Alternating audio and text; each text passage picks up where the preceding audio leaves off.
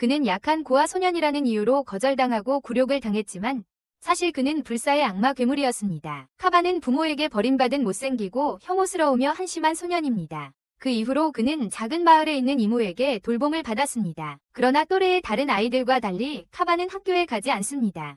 대신 그는 혼자서 밭에서 일하도록 강요받고 모든 아이들이 그를 썩은 달걀보다 더 악취가 난다고 괴롭힙니다. 그러던 중 마을 주변에서 동물들이 이상하게 죽는 사건이 발생하기 시작하고 카반의 이모는 도쿄에서 남자를 고용해 조사하기로 결정했습니다. 마을의 모든 아이들은 누군가가 마을에 온다는 소식에 신이 났습니다. 그들은 이것이 자신들이 모집되어 도시로 이사할 수 있는 큰 기회라고 생각했습니다. 그들 중에는 요타로, 카바네의 사촌이 있었다. 그는 영리하고 빠르며 더 중요한 것은 카바네를 괴롭혔다. 한편 도쿄에서 온 남자 코하치는 펑크가 나서 카바네 이모의 차로 마을로 가고 있다. 그녀는 그가 왜 고용되었는지 설명한다. 가축은 완전히 건강했지만 다음날 명확한 설명 없이 죽은 채 발견되었다. 그녀는 마을에 소문이 퍼지지 않도록 이 문제를 비밀로 해달라고 요청했다. 도착한 후 코하치는 밭에서 카바네를 보고 인사한다. 하지만 카바네는 그냥 고개를 숙일 뿐이라 이누가미는 그가 부끄러워하거나 학교도 가지 않는 근면한 사람이라고 생각한다. 하지만 카바네의 이모는 이 문제에 대해 더 이상의 세부사항을 공유하지 않았다. 온천에서 쉬고 있던 코하치는 아이의 목소리에 의해 등이 씻겨주겠다는 제안을 받았다. 요타로가 다가와 자신을 소개하며 그가 머무는 동안 자신이 돌볼 것이라고 밝혔다. 요타로는 도쿄에 대한 이야기를 기쁘게 나누며 거기서 살고 싶어 한다. 하지만 코하치는 그에게 카바네에 대해 묻는다. 요타로는 그가 도로타보라는 별명으로 불리며 하루 종일 흙과 거름을 다뤘기 때문이라고 설명한다. 요타로는 도로타보의 외모와 나쁜 냄새 때문에 다른 사람들 주변에 있어서는 안 된다고 강조했다. 하지만 목욕 후 코하치는 이제부터 도로타보가 자신을 돌봐주기를 요청한다. 아침에 카바네는 목욕을 하고 나서 탐정에게 음식을 가져다 줍니다. 코하치는 자신을 소개하고 조사하러 왔다고 설명합니다.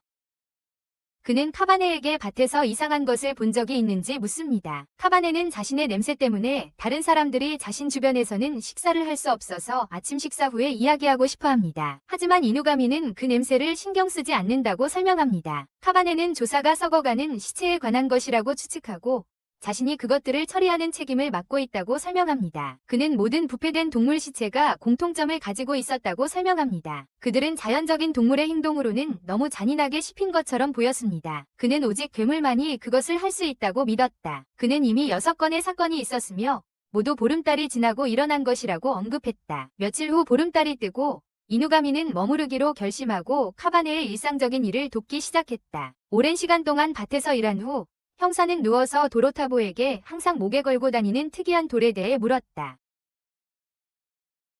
도로타보는 부모가 그를 버렸을 때부터 가지고 있었다고 설명했다. 이누가미는 그것을 검사하고 드물게 형성되는 생명석임을 깨달았다.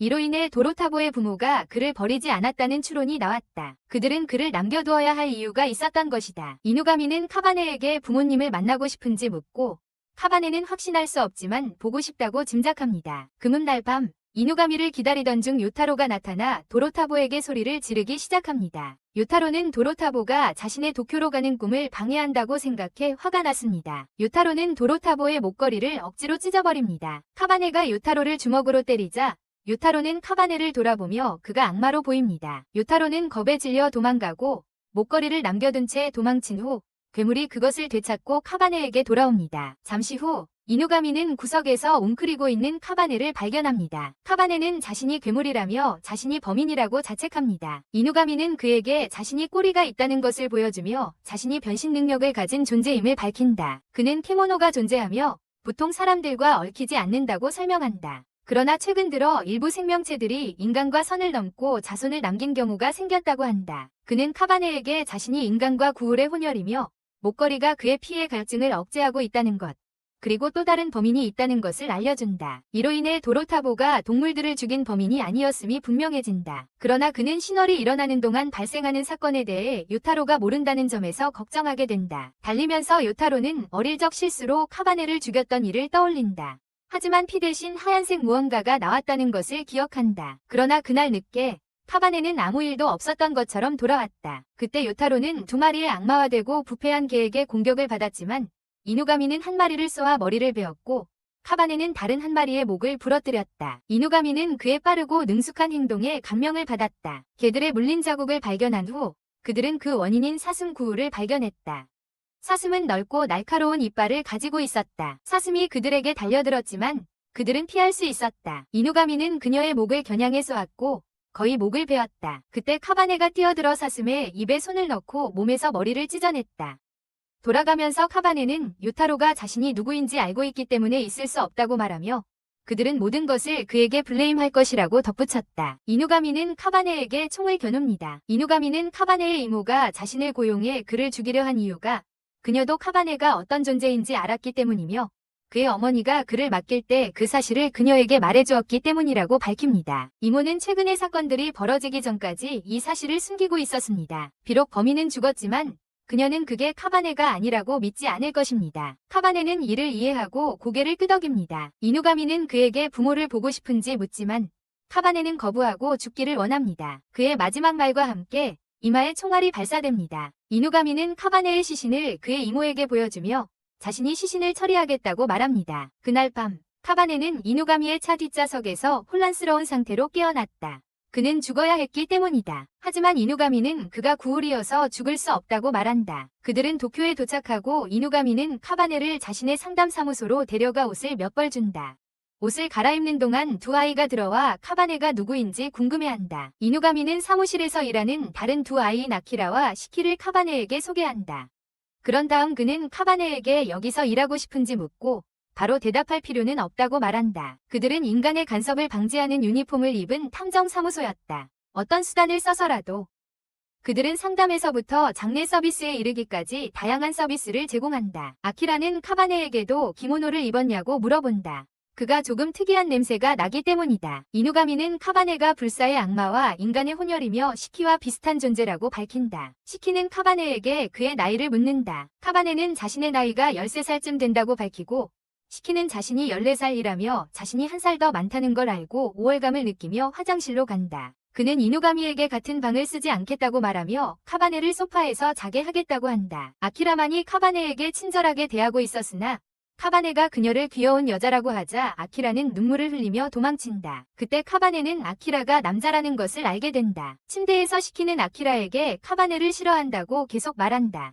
아키라는 왜 카바네가 여기에 있는지 추측하기 시작했다. 그들은 카바네가 집이 없거나 강해서 이곳에 있다고 추정할 수밖에 없었다. 카바네가 화장실에 가려다가 넘어져 시를 보게 된다. 이로 인해 시키는 카바네가 이곳에 오게 된 이유를 묻기 시작했다.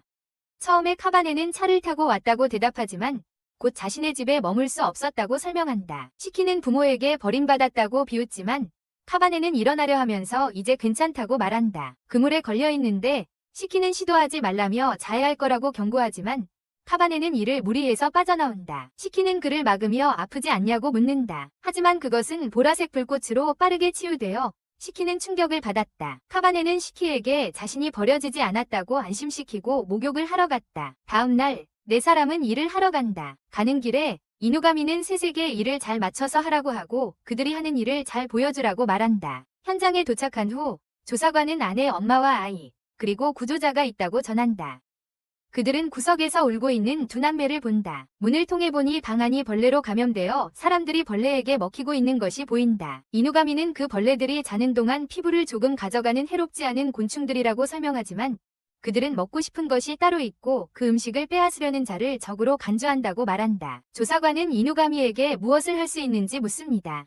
이누가미는 자신이 그들을 제거할 수 있다고 대답합니다. 물리는 것을 피하기 위해 몸을 강철로 변형할까 고민하지만 시간이 좀 걸릴 것이라고 합니다. 조사관은 구출자가 안으로 들어갔지만 벌레에게 먹혔다고 설명합니다. 그는 민간인의 안전을 위해 집을 태워야 한다고 생각합니다. 하지만 시키가 자신의 기술을 사용할 아이디어를 떠올리자 이누가미는 그들을 막습니다. 시키는 방 안에 비단실을 뿜어 거미줄을 만듭니다.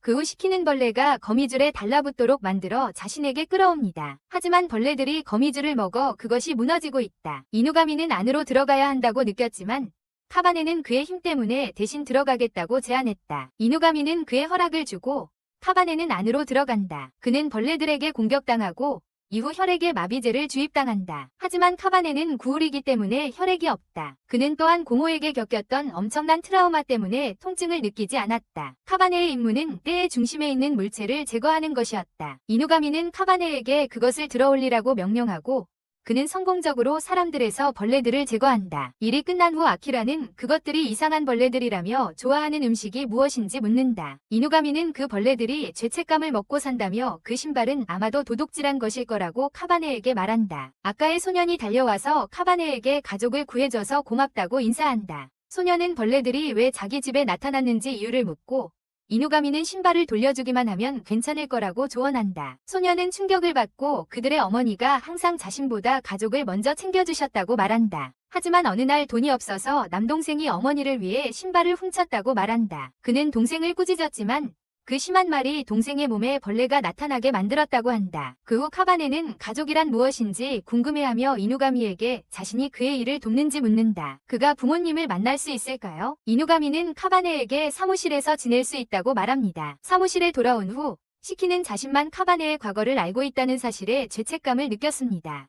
그는 자신의 엄마가 거미 요괴라고 밝히기로 결심합니다. 카바네가 그녀가 살아있는지 묻자 시키는 모른다고 대답하며 아마 자신을 찾고 있지 않을 거라고 말합니다. 그러자 카바네는 어쩌면 그들이 살아있고 자신들을 찾고 있을지도 모른다고 말합니다. 이 말에 시키는 짜증을 내며 만약 부모와 헤어졌다면 부모가 자신들을 찾으러 왔을 거라고 말합니다. 하지만 그렇지 않았기 때문에 그들은 죽었거나 자신들을 버린 것이라고 말합니다. 카바네는 여전히 부모가 자신들을 버리지 않았고 살아있다고 믿었지만 설령 그들이 죽었다 하더라도 그들이 누구였는지 알아내야 했다. 한편 이누가미는 전화로 누군가와 이야기를 나누며 완성된 일을 보고하고 생명석을 소유한 카바네에 대해 이야기한다. 아침에 이누가미는 시키에게 카바네를 경찰 내부에서 영향력을 가진 기모노 여오요코에게 데려가라고 명령한다. 그리고 카바네가 새로운 멤버였기 때문에 그녀에게 경의를 표해야 했다. 출발하기 전에 이누가미는 카바네에게 부적을 건넨다. 시키, 아키라, 그리고 카바네는 경찰서에 도착한다. 그들은 이나리를 보려고 하지만 접수대의 직원에게 거절당한다. 한 어린 소녀가 그들 앞에 나타나며 카바네가 누구인지 묻는다. 칸은 그에게 이나리가 그를 부르고 있다고 말하며 카바네에게 따라가라고 명령한다. 시키가 따라가려 할 때 칸은 그를 멈추고 이나리는 카바네만 원한다고 말한다. 카바네는 칸을 따라가며 나간다. 칸의 밀림을 받아 카바네는 방으로 들어가 이나리를 본다. 이나리는 카바네에게 생명석을 보여달라고 말하고 카바네는 주저없이 그것을 건넨다. 이나리는 카바네에게 생명석의 용도를 알고 있는지 물어본다. 그녀는 첫 번째 기모노는 인간이 생성하는 다양한 종류의 에너지를 위해서였다고 설명한다. 정신적, 신체적, 감정적, 그리고 영적인 이 모든 것은 그들의 생존을 위해 필요했어요. 하지만 이제 생명석 덕분에 더 이상 인간을 먹이로 삼을 필요가 없었죠. 갑자기 카바네의 머리가 칸에 의해 잘려나가요. 이나리는 그녀의 주문에 걸린 경찰들에게 그의 머리를 수거해 가방에 넣어 재생을 막으라고 명령해요. 칸은 그의 시신을 처리하고 카바네의 친구들도 처리하겠다고 제안해요. 한편 시키는 30분간 기다리는 것에 점점 짜증을 냈어요. 하지만 카바네가 가방을 들고 도착했어요. 아키라는 그에게 가방 안에 뭐가 들어있냐고 물어요. 카바는 나중에 요코의 방에 전달해야 한다고 답합니다. 시키는 이나리를 조롱하며 그녀에게 여우 꼬맹이라는 별명을 붙입니다. 갑자기 카반이 변신하여 칸의 변장임을 드러냅니다. 칸은 자신의 불꽃으로 둘을 공격하며 경찰서를 불태우기 시작합니다. 시키는 칸에게 무고한 사람들을 해칠 수도 있다고 꾸짖었습니다. 그러나 그녀는 그곳에 있는 모든 사람이 이나리의 조종을 받고 있다고 주장했습니다. 그들의 마음은 너무나도 철저히 조작되어 고통조차 느낄 수 없었습니다. 칸은 난 착한 아이야 라고 반복하며 계속해서 불덩이를 던졌습니다. 시키는 자신의 실크를 사용해 칸에게서 서류 가방을 훔쳤다. 열어보니 카바네의 머리가 여전히 살아있고 놀랍게도 차분하게 있었다. 아키라는 그 모든 것에 충격을 받아 기절했다. 이나리에게 좋은 아이가 되지 못할까 두려운 칸은 광란 상태에 빠졌다. 그녀는 완전히 털이 있는 형태로 변신하며 더 많은 혼란을 일으켰다. 시키는 카바네의 머리와 의식을 잃은 아키라를 안전한 곳으로 옮겼다. 갑자기 카바네가 시키에게 자신을 칸에게 던지면 그녀를 쓰러뜨리겠다고 말했다. 시키는 머리가 무엇을 할 수 있을지 의문을 가졌지만 카바네가 벌레들을 상대할 수 있었던 만큼 가능할지도 모른다는 것을 알고 있었다. 시키가 카바네를 그녀에게 직접 던졌고 카바네가 그녀의 어깨를 물어 그녀는 의식을 잃었습니다. 이로 인해 모든 불길이 칸이 만들어낸 환상임이 드러났습니다. 카바네는 몸을 회복하고 그들은 역을 떠납니다. 그들은 밖에서 기다리고 있는 이누가미와 만납니다. 한편 요코는 택시를 타고 가면서 생명석이 타누키 인형으로 변하는 것을 봅니다. 그녀는 곧 이누가미의 전화를 받습니다. 그녀는 그의 변신술을 간파하지 못했다며 자신이 나이가 들었다고 말합니다. 하지만 그녀는 반드시 이누가미를 직접 처리하겠다고 약속합니다. 알고 보니 카바네가 생명석을 입안에 숨기고 있었어요. 이누가미와 다른 사람들이 저녁을 먹고 사무실로 돌아오자 멀리서 칸이 결국 무너지는 모습을 보게 돼요. 칸은 피자를 받고 이누가미에게 카바네의 머리를 가져와야 한다고 말해요. 그 순간 새로운 인간 손님이 들어와서 그들의 바에 앉아요. 카바네는 왜 사무실의 절반이 바처럼 되어 있는지 궁금해했어요. 시키는 이누가미가 그들을 데려오기 전에 파트너가 있었고 그 바는 그들의 꿈이었다고 설명했어요. 하지만 그 파트너가 더 이상 없게 되자 이누가미는 그 바를 추억으로 남겨두기로 했어요. 손님은 자신이 한 여자를 사랑하게 되었지만 그녀에 대해 아무것도 모른다고 고백해요. 아키라는 그것을 사랑이라고 표현합니다. 그는 자신이 사랑 이야기를 좋아한다고 밝히며 여기 있는 모두가 부모님의 사랑으로 태어났다고 말합니다. 카바네는 사랑의 개념에 대해 궁금해집니다. 그는 이누가미에게 신사를 따라가면 사랑을 배우고 이해할 수 있을지, 그래서 자신의 부모에 대해 알 수 있을지 묻습니다. 카바네의 생각에 말문이 막힌 이누가미는 허락하며 아키라와 시키에게 그를 돕도록 지시합니다. 그리고 카엔에게도 카바네의 목을 줄 것을 약속하며 뒤를 따르라고 말합니다. 요르노라는 남자가 그들에게 세부사항을 알려줍니다. 그 순간 그는 테이블 아래에서 쥐 한 마리를 발견합니다. 그가 입으로 잡고 사과한다. 참을 수 없었기 때문에.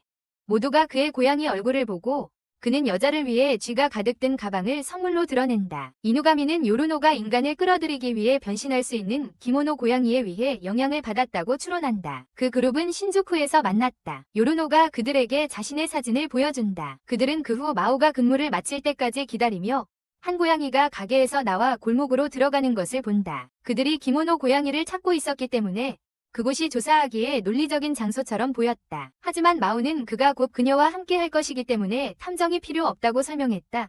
그와 같은 전직 고객들이었던 이상한 고양이들과 함께. 하지만 그녀는 어떤 이유로 자신의 유혹이 완전하지 않다는 것에 놀랐다.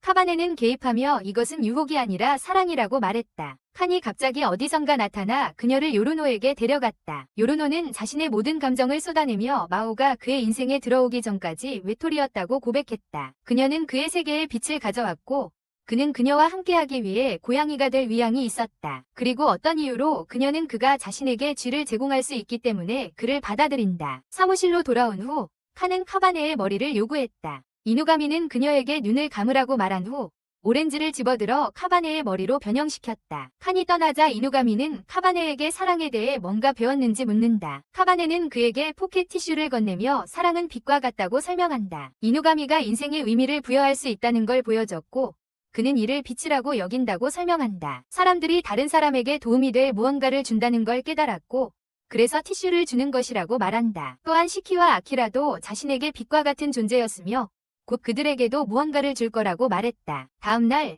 요르노와 마오가 함께 지내며 커플이 되었다는 소식을 알게 된다. 이 모든 일로 인해 아키라는 카바네가 도착한 이후 많은 사건을 성공적으로 해결하면서 자신의 유용성을 고민하게 된다. 그래서 그는 샤워 중 바퀴벌레로부터 자신을 구해준 카바네의 제자가 되기로 결심한다. 아키라는 이누가미가 그들에게 의지할 수 있다는 것을 분명히 했다. 이 사건은 피해자들이 모두 시부야강에서 해골 상태로 발견된 신비로운 죽음과 관련이 있다. 카바네는 시부야강에 대한 브리핑을 받는다. 카바네는 지하강에 도착하고 아키라는 보호장비를 착용하고 도착한다. 두 사람은 하수구로 들어갔고 갑자기 아키라에게 달팽이가 떨어졌다. 카바네는 아키라의 어깨에서 달팽이를 떼어내어 강으로 던졌다. 아키라는 카바네가 생물을 해치지 않고 생물들도 그를 해치지 않았다는 것을 알아차렸고 그것이 그의 쌍둥이 형을 떠올리게 했다. 아키라는 자신의 과거를 설명하기 시작한다. 그는 자신과 쌍둥이 형제가 오직 여성만 존재하는 얼음 기모노 집단에서 태어났다고 밝힙니다. 사실 남성은 100년에 한 번만 태어난다고 합니다. 그리고 2명이 태어났기 때문에 그들은 소외되었고 함께 탈출하기로 결심했습니다. 하지만 도중에 무슨 이유에서인지 서로 헤어지게 되었고 그것이 아키라가 처음 이누가미를 찾아온 이유였습니다. 카바네는 아키라에게 얼음을 만들거나 제어할 수 있냐고 물었습니다. 아키라는 가능하지만 집중력이 필요하며 주로 긴장하는 편이라 어려움이 있다고 확인했습니다. 카바네는 아키라가 물 표면을 얼리는 것을 보고 싶다고 호기심을 표현했지만 아키라는 물을 얼리는 것이 강이 생물들에게 해가 될까 걱정하며 망설였습니다. 그들의 대화는 위에서 아키라를 잡아채는 개구리 기모노에 의해 방해받았습니다. 카바네는 개구리 같은 종이 다시 공격하려는 순간 아키라를 구해냅니다. 그때 어디선가 나타난 타노키가 개구리 요괴의 옷자락을 물어뜯습니다. 타노키는 이누가미에게서 온 주머니, 편지, 그리고 혈액이 담긴 용기를 꺼냅니다. 편지에 따르면 사람의 살을 맛본 개구리 요괴들이 본능적으로 공격하며 지성을 잃고 살인을 저질렀다고 합니다. 혈액은 요괴들을 유인해 그들을 처치하기 위한 것이었습니다. 카바네는 아키라가 싸움을 좋아하지 않는다는 것을 알고 상황이 격해지기 전에 떠날 선택권을 제시합니다. 하지만 아키라는 자신이 도쿄에 온 이유를 떠올리며 싸우기로 결심합니다. 아키라는 강에 혈액을 부어 개구리 요괴들을 유인합니다. 개구리 요괴들이 나타나 그들을 공격하기 시작했다. 카바네와 타노키는 다가오는 위협에 맞서 싸웠지만 아키라는 얼어붙어 싸우지 못했다. 카바네는 겁먹은 아키라를 보호하려 했고 그 과정에서 물리기까지 했다. 아키라는 몸을 떨며 유이가 했던 말, 자신은 약하고 강한 자가 자신을 지켜줄 수 있다면 힘을 낭비하지 말라는 말을 떠올린다. 아키라는 자신이 도움이 되고 싶다고 다짐한다. 약한 자신에 지친 아키라는 필사적으로 소리를 지르며 자신의 능력을 발동시켜 모든 것을 얼어붙게 했다. 카바네는 아키라가 한 방에 모든 개구리들을 해치웠다며 그를 칭찬했고 승리를 기념하기 위해 사진을 찍었다. 한편 타노키는 자리를 떠나 나이든 개구리 요괴를 만나게 된다. 늙은 개구리는 그를 도와준 것에 대해 감사하며 공격적인 개구리들이 인간뿐만 아니라 그들의 알도 공격하고 있다는 것을 설명합니다. 하지만 타노키는 뉴가미로 밝혀지며 돌아오겠다고 약속합니다. 상황이 통제되자 모두 잠시 휴식을 취했습니다. 카바네는 사무실 청소를 맡았을 때 누군가에게 끌려 방으로 들어갑니다. 모두 카바네가 청소하고 있던 복도 끝에 방으로 달려가서 카바네가 흡혈귀 미하이의 명령을 따르고 있는 모습을 보게 됩니다. 미하이는 카바네의 능력을 착취하는 것을 좋아하며 카바네가 모든 일을 하도록 하면서 자신은 게으름을 피우고 있었습니다. 미하이는 자신을 소개하고 카바네를 자신의 낮은 지위의 노예라고 선언합니다. 카바네는 주저없이 그것에 응합니다. 유가미는 그룹에게 미하이에 대해 이야기하며 그를 초인적인 힘과 능력, 인텔리전스를 가진 사람으로 묘사합니다. 미하이는 나이를 먹지 않았고 그로 인해 기모노 중에서도 고급 종족이 되었다. 그는 지식과 경험을 충분히 쌓은 후에야 겸손하게 유가미의 초대를 받아들여 그와 함께 살며 그의 사업을 지원하게 되었다. 그때부터 그는 열정적인 게이머가 되었다. 모두가 미하이에게서 거리를 두기만 하면 괜찮을 것이라고 말한다. 다음 날 시키와 아키라는 다시 미하이의 방에서 카바네가 지시를 받고 있는 모습을 본다. 시키는 미하이가 카바네를 노예처럼 대하지 말라고 한다. 미하이는 그들과 팔씨름을 해서 이기면 카바네를 자유롭게 해주겠다고 제안한다. 하지만 시키는 진다. 갑자기 카바네가 미하이와 팔씨름을 하자고 제안한다. 하지만 카바네는 시키처럼 패배하게 된다. 유가미는 아키라와 시키에게 미하이가 그들과 노는 중이며 그는 뱀파이어이기 때문에 힘이 세다고 말한다. 이 패배는 카바네를 깊은 생각에 잠기게 했다. 쇼핑을 하면서 카바네는 불사의 존재가 충분하지 않기 때문에 자신이 소중히 여기는 사람들을 보호하기 위해 훈련이 필요하다는 것을 곰곰이 생각했다. 그 후 그는 콩과 마주치고 자신의 머리를 숨기려 한다. 그녀는 이나리가 자신의 머리를 더 이상 필요로 하지 않으며 다른 여우를 얻어 그녀를 섬기게 했다고 밝힌다. 카바네는 이것이 자신의 힘을 시험할 기회라고 생각하고 콘에게 싸우고 싶냐고 묻는다. 콘은 카바네를 땅에 눕히고 여러 차례 주먹을 날리며 우위를 차지한다. 그러나 그는 그녀를 제압하고 머리로 그녀를 가격하여 싸움에서 승리한다. 콘은 자신의 패배와 약함에 대해 울기 시작한다. 카바네는 그녀의 손을 잡아 위로해주고 그녀는 잠이 든다. 한편 사무실로 돌아가서 이누가미는 미하이가 자신의 방을 나오는 모습을 보고 충격을 받는다. 미하이는 카바네에게 팔이 부러졌다고 밝힌다. 따라서 그는 게임을 할 수 없고 이누가미의 일을 도와주기로 결정한다. 미하이는 이누가미의 허락 없이 일을 수락한다. 공원에서 콘은 밤까지 자고 콘이 그녀를 깨운다. 카바네는 콘에게 자신의 집에 머물 것을 제안한다. 콘은 너구리와 함께 살 수 없다고 거절한다. 그녀는 카바네와 공원에서 살자고 제안한다. 카바네는 할 일이 있다며 곧 돌아오겠다고 거절한다. 사무실로 돌아온 미하이는 세 사람에게 새로운 사건에 대해 이야기한다. 시키는 새로운 곤충 위장 기술을 시험할 수 있어 이 임무에 흥분한다. 그들의 임무는 3년 전 여러 직원들이 동시에 고기 팬케이크가 되기로 결정한 사건이 있었던 회사를 조사하는 것이다. 하지만 다음 해에 회사는 단 한 건의 사건도 발생하지 않았습니다. 시키는 위장을 사용해 침투하고 미하이는 원격으로 작전을 지휘하면서 전자장난감 자동차로 정찰하고 녹화를 진행합니다. 정찰을 하던 중 시키는 작업자들로 가득 찬 방을 발견합니다. 갑자기 한 작업자가 절망에 빠진 채 방을 나섭니다. 그 작업자가 나가려 할 때 매니저가 작업자를 막아 빈 방으로 데려갑니다. 불을 켜자마자 모기 키모노가 작업자의 뇌를 빨아들입니다. 그 후 작업자는 차분해져서 다시 일터로 돌아갑니다. 미하이는 이누가미에게 접근해 모기 같은 키모노에 대해 묻습니다. 카바네는 기모노들도 있으니 공격해야 한다고 말해요. 하지만 시키는 이누가미 내에서 계획을 세우는 등 좀 더 합리적인 접근을 원해요. 미하이는 시키가 너무 합리적이고 신중하다며 짜증을 내고 재미를 보기로 해요. 그는 장난감 자동차로 소음을 내기 시작해요. 기모노 중 하나가 자동차를 보고 건물에 침입자가 있는지 확인하기 위해 흩어지기로 해요. 하지만 시키의 위장이 그들 중 한 명에게 들켜요. 시키는 공격당할 뻔하지만 그녀가 자동차에 의해 감전돼요. 시키가 떨기 시작하자 미하이는 그와 노는데 더욱 흥미를 느껴요. 시키는 모기 소녀와 맞닥뜨렸을 때 공황 발작을 일으키기 시작한다. 그는 두려움을 억누르지 못하고 도와달라며 애원하기 시작한다. 그때 카바네가 송신기를 통해 그에게 다가가고 있다고 알려준다.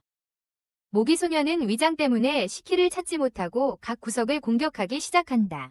시키는 똑똑하게 자신의 실로 그녀를 제압한 후 드롭킥을 날린다. 그때 카바네와 아키라가 다른 모기 소녀를 끌고 그의 위치에 도착한다. 둘 다 제압되고 그들은 다음에 할 일을 결정한다. 그때 마지막 모기 소녀가 도착하여 언니의 행동을 사과한다. 그녀는 사건을 비밀로 한다면 그들이 떠나는 것을 허락하겠다고 했다. 하지만 카베네는 막아야 한다며 거절한다. 바로 그때 모기 소녀는 자신의 자매들의 뇌를 빨아먹고 모기 형태로 변신한다. 카베네가 그녀를 공격하려 하지만 그녀는 그의 팔을 제압하며 들어올린다. 그는 벗어나기 위해 그녀를 발로 차지만 그녀는 다른 팔을 제압하고 그를 찌른다. 시키와 아키라는 카베네를 돕기 위해 나서지만 둘 다 내던져진다. 카베네는 친구들을 위해 모든 힘을 다해 저항하고 포기하지 않으려 한다. 하지만 팔이 부러져도 벗어날 수 없었다. 카바네는 친구들을 위해 강해지려고 했던 그때를 기억하기 시작한다. 바로 그때 메이하이는 카바네에게 잘못된 것에 집중하고 있다며 계속하면 몸을 망가뜨릴 것이라고 말한다. 메이하이는 카바네가 자신이나 모기를 이길 수 없는 유일한 이유는 인간의 힘을 사용하고 있기 때문이라고 밝힌다. 메이하이는 인간이 되는 것을 잊고 본능을 따르라고 조언하며 모기를 물리쳐 친구들을 지키라고 말한다. 갑자기 카바네의 머리카락이 붉게 변하며 그의 키모노 힘이 폭발한다. 그는 팔을 재생해 모기의 팔을 찢어내는 힘을 발휘한다. 그리고 지난번과 달리 생명석 덕분에 자신의 힘을 제어할 수 있었음을 깨닫는다. 그의 몸은 원래대로 돌아가고 이나리를 위해 일하는 나바마루라는 키모노가 등장해 자신을 소개한다. 나바마루는 모든 증거를 없애기 위해 모든 모기를 태운다. 떠나기 전에 나바마루는 이나리가 아직도 그의 생명석을 훔치려 한다는 비밀을 그에게 말한다. 카바네는 왜 그 비밀을 자신에게 말하는지 묻자 나바마루는 이나리를 싫어한다고 답한다. 사무실로 돌아가자 팀원들은 완료된 임무에 대해 이야기한다. 다음 날 회사의 상황에 대한 뉴스가 보도된다. 700명이 넘는 직원들이 모기 자매들에 의해 착취당하고 있었다. 갑자기 카바네는 칸에게 한 약속을 기억하고 그녀에게 달려간다. 그는 임무를 수행하느라 그녀를 잊었다고 밝힌다. 칸은 이 말을 듣고 삐졌어요. 둘이 먹으려고 잡은 생선이 썩어버렸거든요.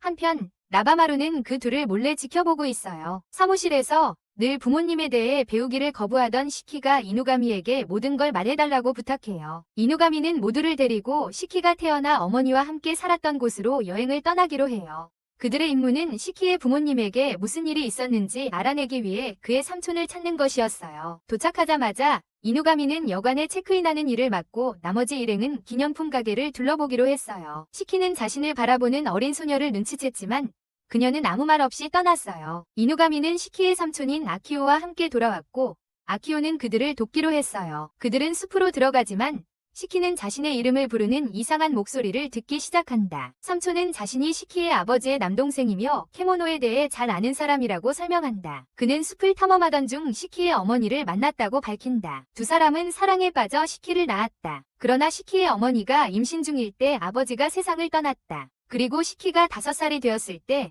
어머니는 병에 걸려 세상을 떠났다. 아키오는 시키가 어머니의 시신을 가까이에서 봤기 때문에 큰 트라우마를 겪고 있다고 생각한다. 아키오가 울 것 같아 보이자 모두 그를 두고 주변을 탐험하기로 했다.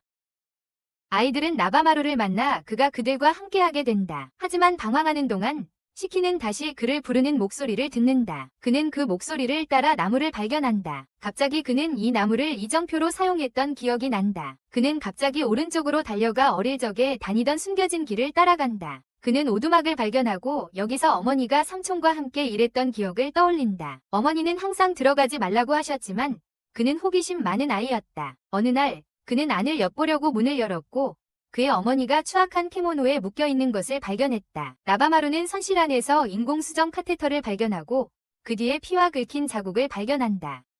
나바마루는 갑자기 특정한 케모노 사건을 떠올린다. 몇 년 전 힐링실크라는 특정 아이템이 인간 시장에 등장했다. 이 아이템은 장기 내의 세포와 조직을 대체할 수 있었다. 이나리는 이 아이템이 인간이 케모노를 가지고 실험한 결과임을 알고 있었다. 그래서 그녀는 케모노를 인류에게 노출시킬 수 있기 때문에 이 아이템을 시장에서 제거하기로 결심했다. 그녀는 또한 이 아이템을 팔려던 인간을 블랙리스트에 올렸다. 그 사람은 시키의 삼촌이다. 나바마루는 여기 아키오가 치유실크를 만들던 곳이라고 추측한다. 갑자기 시키는 그의 삼촌이 그가 오두막 안을 엿보았을 때 그를 넘어뜨렸던 일을 회상하기 시작한다. 그는 나중에 깨어났지만 삼촌은 그녀가 아프고 회복이 필요하다고 말했다. 시키가 그의 어머니에 대해 물어볼 때마다 삼촌은 설명을 미뤘다.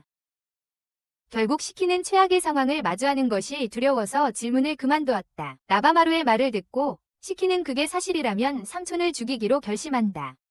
한편 이누가미는 아키오의 방으로 가서 이야기하고 싶다고 말한다. 시키는 카바네에게 아키오를 죽이는 것을 막을 것인지 묻지만 카바네는 전혀 신경 쓰지 않으며 도와주고 싶어 한다. 한편 숲속에서 이누가미가 금색 거미줄에 대해 묻는다. 아키오는 얼어부터 이누가미에게 자꾸 방해된다고 말한다. 그는 금으로 된 실을 만드는 거미에 대한 지역 전설이 있다고 밝힌다. 그래서 그는 시키의 어머니를 이용해 부자가 될 수 있을 것이라고 생각했다. 시키의 아버지는 원하지 않았고 그래서 아키오는 그를 절벽에서 밀어버렸다. 하지만 시키는 태어난 후 심각한 병에 걸렸다. 치료 비용이 매우 비쌌기 때문에 아키오는 시키의 어머니에게 그녀의 힘을 사용하자고 제안했다. 아키오는 전설 속의 거미가 변종거미 기모노라고 믿었다. 그래서 그는 시키의 어머니와 교미하려고 숲의 기모노를 사용하려 했다. 여러 번 실패했지만 성공했을 때 시키가 그들을 발견했다. 아키오는 시키가 머리를 맞아 기억을 잃은 것을 이용해 어머니와 떼어놓았다. 그러고 나서 아키오는 이 비단으로 자신이 유명해지고 부자가 될 것이라고 밝혔다. 이누가미는 전화기를 들어 시키와 통화 중이었다는 것을 밝히고 그에게 무엇을 하고 싶은지 묻는다. 시키가 갑자기 나무 사이에서 나타나 실로 아키오를 묶어버린다. 아키오는 시키와 그의 어머니를 위해 할 수 있는 모든 것을 다 했다고 말한다. 하지만 이것은 오히려 시키를 더 화나게 했고 그는 아키오에게 고통스러운 죽음을 약속한다. 갑자기 아키라가 울면서 흑투성이가 되어 도착한다. 아키라 뒤로 기모노가 나타나서 그를 공격하려 한다. 이누가미가 아키라를 지키지만 기모노에게 중독된다. 둘 다 기모노에 의해 끌려가고 나머지는 아키오를 상대하게 된다. 아키오를 돕기 위해 여러 기모노가 나타난다. 그는 그들이 모두 시키의 형제들이며 모두 아키오의 실험 결과임을 밝힌다. 시키는 갑자기 형제들을 통해 어머니의 목소리를 듣고 눈물을 터뜨린다. 카바네가 갑자기 변신하여 시키에게 다가간다. 시키는 울며 카바네에게 도와달라고 애원한다. 아키오는 기모노 하나에게 그들을 공격하라고 명령하지만 카바네가 그것을 나무에 때려 부수며 막는다. 한편 이누가미와 아키라는 기모노에게 둘러싸인다. 이누가미는 몸속의 독 때문에 능력을 쓸 수 없어 아키라에게 팔을 얼려달라고 요청한다. 기모노들이 공격하려는 찰나 어린 소녀가 나타나 기모노들에게 멈추라고 명령한다. 그녀는 이누가미에게 팔을 치료하러 같이 가자고 말한다. 한편 카바네는 오직 아키오를 죽이겠다는 목표로 기모노들과 싸움을 이어간다. 거대한 기모노가 카바네와 싸우려 하지만 그는 팔을 타고 올라가 눈에 강력한 펀치를 날려 쓰러뜨린다. 한편 어린 소녀는 이누가미와 아키라를 치유의 힘이 있는 안개 속으로 이끌어 이누가미의 발을 치료해줍니다. 그녀는 아키오를 죽이지 말아달라고 간청합니다. 아직 그에게 물어볼 것이 있기 때문입니다. 한편 카바네는 팔을 잃었음에도 불구하고 모든 키모노를 물리치는 데 성공합니다. 그는 몸을 재생하면서 아키오에게 다가가 그를 시키 옆으로 던져놓고 마음껏 하고 싶은 대로 하라고 말합니다. 시키는 카바네에게 감사했지만 삼촌을 죽여도 어머니가 돌아오지 않는다는 사실을 깨닫습니다. 바로 그때 이누가미와 아키라가 아야라는 이름의 어린 소녀와 함께 도착합니다. 아키오는 아야를 보고 충격을 받습니다. 아야는 아키오에게 자신이 만든 고치를 어디에 숨겼는지 묻습니다. 아키오는 정보를 밝히기를 거부한다. 모두 그녀가 누구인지 왜 그들을 맡고 있는지 궁금해하기 시작한다. 아야는 시키에게 자신이 누구인지 밝힐 수 없다고 말한다. 그렇지 않으면 그에게 미움을 받을 것이라고. 이누가미는 고치를 추적하겠다고 제안하고 아키오에 대한 정보를 얻기 위해 미하이에게 연락한다. 미하이는 아키오가 매일 샘을 확인한다고 밝힌다. 그 말을 들은 아야는 급히 그곳으로 달려가고 시키가 뒤따른다. 아야는 샘이 해독 효과가 있는 이유가 고치가 있었기 때문임을 깨닫는다. 아야는 샘에 뛰어들려고 하지만 시키가 대신 하겠다고 제안한다. 잠시 후 그는 어둠 속에서 고치에 쌓인 어머니를 발견한다. 시키는 다시 물 위로 올라와 어머니가 아직 살아있는지 묻는다. 아야는 자신의 플레임과 황금실이 정체를 밝힌다. 모두가 그 장소에 도착하고 시키의 어머니가 살아있는 것을 보고 놀란다. 아키오는 아야 같은 기모노를 대량 생산하기 위해 시키의 어머니를 살려야 한다고 밝힌다. 시키는 분노하여 아키오의 얼굴을 때리며 자신의 가족을 물건처럼 대하지 말라고 말한다. 그는 이누가미에게 어머니를 안전한 곳으로 옮겨달라고 부탁하고 아키오를 죽이지 않기로 결정한다. 그리고 동생 아야도 함께 데려가기로 결심한다. 그룹은 떠나고 도쿄로 돌아갑니다. 한편 아키오는 도망치려 하고 어떤 기모노로 실험할지 계획을 세우기 시작합니다. 그러나 나바마루가 나타나 그를 죽이라는 임무를 받았다고 밝혔습니다. 이후 그룹은 이누가미의 친구인 할머니 오하나가 운영하는 클리닉에 도착합니다. 그녀는 시키의 어머니의 상태를 확인하고 그녀의 상태가 심리적인 것일 수도 있다고 생각합니다. 그녀는 곧 깨어날 것이라고 안심시키고 그룹은 방을 나갑니다. 이후 모두 잠이 든 반면 시키는 여전히 어머니 곁에 있습니다. 아야는 문을 두드리려 하지만 자신이 그럴 자격이 없다고 느껴 아이디어를 포기합니다. 그녀는 첫 번째 일이 그녀의 치유 실크를 사용하여 어머니를 치유하는 것이라고 설명한다. 그 이후로 아키오는 그녀를 물건처럼 대하고 학대했다. 그녀는 무의식 상태인 어머니와 함께 지하실에서 살았고 어느 날 아키오가 시키와 전화 통화하는 것을 들었다. 그렇게 그녀는 자신에게 형이 있다는 것을 알게 되었다. 그녀는 어머니가 회복되면 시키가 그들을 구하러 올 것이라고 꿈꿨다. 하지만 깊은 마음속에서는 시키가 자신을 결코 받아들이지 않을 것 같은 느낌이 들었다. 그녀의 힘이 그들의 삶을 망친 원인이었기 때문이다. 시키는 아야가 문 앞에 있는 것을 알아차리고 그녀에게 어머니를 보러 오라고 말한다. 아야는 시키에게 자신을 싫어하지 않느냐고 다른 기모노처럼 자신을 죽이지 않는 이유를 묻는다. 시키는 그녀 덕분에 어머니가 살아계신 거라고 대답한다. 그는 그녀가 어머니를 위해 많은 것을 했는데 자신은 편하게 지내며 아무 걱정 없이 살았다고 설명한다. 그녀는 자신이 계속 쿠미를 그의 어머니라고 불러도 괜찮냐고 묻지만 그는 괜찮다고 한다. 그녀는 그를 오빠라고 불러도 되냐고 묻는다. 시키는 부끄러워하며 소리를 지르고 그 소리에 어머니가 깨어난다. 어머니는 그들의 이름을 부르며 끌어안는다. 그날 밤 이후 시키는 어머니를 돌보기 위해 병원에 머물기로 결심한다. 하지만 벌써 일주일이 지났고 시키는 아직 사무소로 돌아오지 않았다. 그들은 그가 일을 그만두었다고 생각한다. 하지만 시키가 도착하면서 그만둘 계획이 없다고 말한다. 그는 카바네에게 어머니를 찾는 데 도움을 준 것에 대해 감사하고 그의 어머니도 찾는 것을 도와주겠다고 약속한다. 아야는 전혀 다른 복장과 성격으로 에이전시에 도착한다. 그녀는 이누가미에게 에이전시에도 합류하기로 결정했다고 보고한다. 이누가미는 그녀에게 계약서를 빨리 서명하라고 주지만 시키는 그녀를 설득하려 한다. 아야는 시키가 파산한 패배자가 아니라면 일할 필요가 없다고 설명한다. 시키는 카바네에게 그녀를 설득하는 것을 도와달라고 요청하지만 카바네는 비겁하게 배신하며 그녀가 힘이 있다면 사용해야 한다고 말한다. 아야는 시키를 위해 키모노들과 싸우는 카바네를 보고 사랑에 빠졌다고 말하며 그를 바라본다. 그녀는 그에게 남자친구가 되어달라고 부탁하고 그는 그냥 팀원으로서 함께하는 것이라 생각하며 받아들인다. 시키가 기절하고 아키라가 설명하려고 하는데 갑자기 칸이 나타나 카바네에게 싸움을 걸어온다. 이누가미가 이를 중단시키며 여성들의 얼굴이 훼손되는 사건에 대한 새로운 일을 이야기한다. 카바네, 아야, 칸은 그 일을 맡아 사건이 일어난 곳에 도착한다. 일을 하는 동안 칸은 카바네와 아야 사이를 질투하기 시작한다. 그때 누군가가 도와주겠다는 목소리에 정신이 팔린다. 갑자기 아야의 머리카락이 잡히고 보이지 않는 무언가에 의해 공중으로 끌려간다. 카바는 아무것도 보이지 않지만 그래도 주먹을 날리기로 한다. 아야가 갑자기 풀려나자 그는 그녀를 잡아준다. 책임자는 형체가 없는 키모노였고 그녀는 모습을 드러낸다. 그녀는 여자의 인기를 끄는 남자를 사랑한다고 설명한다. 그래서 자신이 그 남자의 여분이 되지 않기 위해 여자들의 얼굴을 찢어 훔친다. 그녀는 칸이 고통스러워하는 것을 지적한다. 아야가 그녀에게 뭐가 문제인지 묻자 칸은 화가 나서 키친의 모습으로 변한다. 그녀가 아야를 공격하려 하자 카반이 아야를 보호한다. 이 일로 인해 칸은 울며 도망친다. 나중에 그들은 사무소로 돌아가 아야가 사건을 해결했다고 밝힌다. 시키는 혼란스러워하지만 그녀는 자신의 실크를 사용해 기모노의 가짜 몸을 만들었다고 설명한다. 아키라와 시키는 아야가 첫날부터 자신들보다 훨씬 더 유용하다는 사실에 충격을 받는다.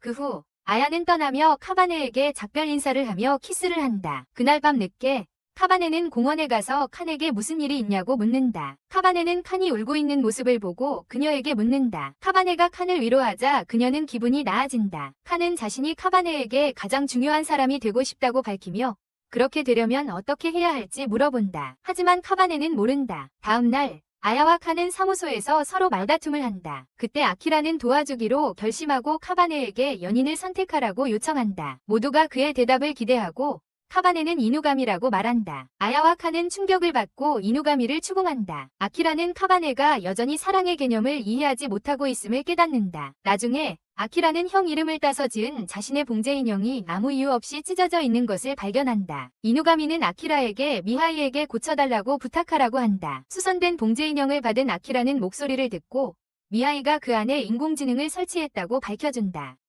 이누가미는 이상한 임무를 위해 이상한 가방을 들고 온다. 해변에서 모래 기모노가 세상을 떠났고 그 애인의 바람은 그를 모래에서 분리하고 싶어 한다. 간단히 말하면 그들은 모래에서 모래를 분리할 것이다. 그러나 아키라는 그에 걸려 넘어져서 내용물을 모두 쏟아버린다. 다음 며칠 동안 아키라는 여기저기서 문제를 일으킨다. 그는 즉석 국수를 끓일 때 주전자를 연결하지 않고 꽃병을 깨고 고양이를 우연히 내보내고 음식을 쏟아버린다. 하지만 그의 한계는 카바네가 그를 잔인하게 조로했을 때 왔다. 카바네는 아키라가 쓸모없는 공기를 숨쉬는 폐기물인 것에 신경 쓰지 않는다고 말한다. 그는 이미 그가 망친 모든 것을 고치는 데 익숙해져 있다. 이로 인해 아키라는 에이전시를 떠나기로 결심한다. 거리를 배회하던 중 그는 잃어버린 형 유이를 만난다. 아키라는 이게 운명인 것 같다고 언급하며 이누가미의 사무실에서 도망쳐 나왔고 머물 곳이 없다고 말한다. 그 후 유이에게 그동안 무엇을 하고 있었는지 묻고 그에게 상자를 사준다. 하지만 유이는 거절하고 대신 아키라에게 되돌려준다. 유이는 아키라를 공원으로 데려가서 어떤 집을 원하는지 묻는다. 아키라가 얼음성 같은 것을 갖고 싶다고 대답한다. 이를 들은 유이는 그의 힘을 사용해 얼음성을 만든다. 안으로 들어가자 아키라는 유이에게 더 많은 얼음 작품을 요청한다. 그는 소셜미디어에 올리기 위해 그곳의 사진을 찍으려 한다. 하지만 유이는 그의 전화기를 빼앗아 얼려서 부숴버린다. 아키라는 필요 없으니까. 유이는 밖에서 음식을 찾는 동안 아키라에게 그곳을 떠나지 말라고 말하며 떠난다. 유이는 또한 아키라를 성 안에 가두기 위해 얼음문을 만든다. 에이전시에서는 시키가 저녁을 만들지 못한다. 카바는 음식에 대해 자신의 의견을 말하고 그로 인해 시키가 화를 낸다. 시키는 카반에게 저녁을 사오라고 한다. 시키는 접시를 닦지만 자꾸 접시를 깨트린다. 돌아온 카반은 시키에게 아키라가 매우 중요한 일을 잘하고 있다는 걸 깨달았다고 말한다. 결국 아키라가 서로를 이해하게 해준 달이었던 것이다. 카반은 시키에게 아키라를 찾자고 하고 시키는 이에 동의한다. 그러나 아키라의 전화기가 꺼져 있어서 연락이 되지 않는다. 이누가미는 뉴스를 보다가 얼음성에 대한 글을 본다. 그들은 기자들로 가득한 장소를 확인하기로 결정하고 성에서 나오는 유이를 본다. 기자가 그가 성의 주인인지 묻자 유이는 그를 공격하려고 한다. 이누가미가 그의 손을 쏘아 그를 막고 모두가 공황 상태로 도망친다. 유이는 상처를 얼리고 카나베는 유이의 가슴에 붙어있는 그의 생명석과 유사한 것을 알아챈다. 이누가미가 그건 널스톤이라고 말한다. 그는 여러 종류의 돌들이 기모노의 힘을 가지고 있다고 빠르게 설명한다. 카바네의 생명석은 그의 갈증을 조절하는 데 도움을 주지만 유이의 돌은 죽음을 가져온다. 이누가미는 널스톤을 눈마을에서 꺼내는 것은 금지되어 있다고 알고 있다. 그가 마을에 무슨 일이 있었는지 묻지만 유이는 그 질문을 무시한다. 대신 그는 이누가미에게 아키라를 돌봐줘서 고맙다고 한다. 유이는 시키와 카바네에게 아키라와의 관계가 무엇인지 묻는다. 카바네는 그들이 친구라고 답하고 아키라가 성 안에 있는지 묻는다. 한편 성 안에서 아키라는 봉제 인형을 사용하여 소셜미디어를 보고 있다. 그는 형에 대해 걱정하기 시작하고 인공지능이 보고를 한다. 보고서에 따르면 유이의 심장 주변 온도가 매우 낮아 신체적 및 정신적으로 영향을 미칠 수 있다고 한다. 그때 유이가 안으로 들어와 아키라에게 내려오라고 말한다. 하지만 그가 눈을 뜨면 친구들이 얼어있는 걸 보게 돼. 아키라는 충격을 받아 무릎을 꿇고 모두가 이런 상태인 것을 보고 놀라. 유이는 아키라가 아픈 줄 알고 약을 찾으러 얼음성 밖으로 나가. 아키라는 친구들이 모두 죽었다고 말하며 울기 시작해. 그러나 인형이 그들에게 아직 살아있다고 말해줘. 아키라는 기뻐하며 얼음을 녹일 방법이 있는지 궁금해해. 잠시 후 유이는 약초를 가지고 얼음성으로 돌아와. 아키라는 이 기회를 잡으려 하고 목욕을 하고 싶다며 소금과 물을 요청해. 하지만 그는 그것을 사용해 얼음을 녹이길 원합니다. 요청한 소금과 물을 기다리는 동안 카바네는 얼음에서 벗어나는 데 성공합니다. 카바네는 아키라에게 널스톤에 대해 이야기하고 그것에 대해 질문합니다. 아키라는 그들이 눈폭풍으로부터 눈마을을 보호하기 위해 장벽을 만드는 데 사용했던 것을 기억합니다. 카바네는 형과 싸우더라도 형을 설득해야 합니다. 카바네는 아키라에게 에이전시로 돌아오라고 말하고 그 아침에 자신이 한 말에 대해 사과합니다. 아키라는 유이가 그들을 다시 얼리고 죽일까봐 걱정합니다. 그래서 그는 카바네에게 형에게 그들과 처리하라고 말한 사람이라고 말합니다. 카바네는 아키라가 왜 거짓말을 하는지 묻는다. 하지만 아키라는 다시 거짓말을 하며 항상 그렇게 느꼈고 그들을 싫어한다고 말한다. 유이가 도착해 다시 카바네를 얼리려고 한다. 아키라는 그들에 대해 신경 쓰지 않는다며 떠나고 싶다고 말하며 그를 막는다. 떠나기 전에 아키라는 눈물을 흘리며 카바네에게 작별 인사를 한다. 유이와 아키라는 둘 다 그곳을 떠난다. 그 인형은 카바네에게 아키라의 일을 끝내는 것을 도와달라고 요청한다. 카바네는 장난감의 지시에 따라 얼음을 녹이려 하는데 갑자기 이나리가 그의 곁에 나타난다. 카바네가 뒤로 물러서지만 이나리는 그녀가 널스톤을 원한다고 밝힌다. 그녀는 카바네의 도움을 요청하며 그것이 그의 부모와 연결되어 있다고 밝힌다. 한편 아키라는 형에게 그들이 함께 산책한 지 몇 년이 되었다고 말한다. 유이는 이를 확인하고 그들이 마지막으로 함께 했을 때를 기억한다. 그때 아키라는 유이에게 족장의 의무가 힘든지 물어보며 도와줄 수 있는지 물었다. 유이는 단순히 자신이 강하고 아키라가 약하다고 대답했다. 유이는 아키라의 순수한 미소를 지키겠다고 약속한다. 그러나 아키라는 어젯밤에 침대에 오줌을 쌌기 때문에 자신이 그렇게 순수하지 않다고 밝힌다. 유이는 처음에 대수롭지 않게 여기다가 아키라가 14살이고 한 번도 침대에 실내한 적이 없다는 걸 기억해낸다. 그는 다른 이유가 있다는 걸 깨닫는다. 마을의 모든 여자들이 이 사실을 알지 못하게 해야 한다고 생각한다. 왜냐하면 알고 보니 족장의 역할은 200명의 여성의 필요를 채우는 것이기 때문이다. 다음 날 유이는 마을의 모든 여자들을 모아 협상을 하기로 한다. 그는 아키라가 마을을 떠나도록 허락해주는 대가로 모든 여성을 만족시키겠다고 약속한다. 그렇지 않으면 자신을 고기 팬케이크로 만들겠다고 한다. 마을의 여성들은 그 조건에 동의한다. 그때 유이는 아키라에게 떠나라고 명령하며 도쿄에서 만나자고 말했어. 하지만 며칠 후 유이는 여인들이 그를 배신하고 아키라를 쫓아갔다는 사실을 알게 돼. 그들은 유이를 잡으려 했지만 그는 마을에서 도망칠 수 있었어. 유이는 무의 돌이 있는 산으로 달려가 그것의 힘과 하나가 되었어. 그는 그것을 사용해 마을과 그곳에 있는 모든 사람들을 파괴했어. 갑자기 유이는 무언가 오는 소리를 듣고 아키라를 우리에 가둬. 나바마루가 나타나자 유이는 그가 아키라의 친구인지 물어봐. 나바마루는 자신은 그저 낯선 사람일 뿐이라고 답하고 유이는 그를 공격하려 해. 나바마루는 오른발이 얼어붙은 채로 탈출하지만 자신의 불꽃을 사용해 녹인다. 나바마루는 여우의 모습으로 변신한다. 한편 이나리는 카바네를 설득하려고 하며 생명석과 널석이 일종의 형제라는 것을 언급한다. 그들이 그것을 손에 넣으면 그는 부모님에 대한 어떤 정보를 알게 될 수도 있다. 카바네는 더 알고 싶지만 이누가미와 시키를 두고 가고 싶지 않다.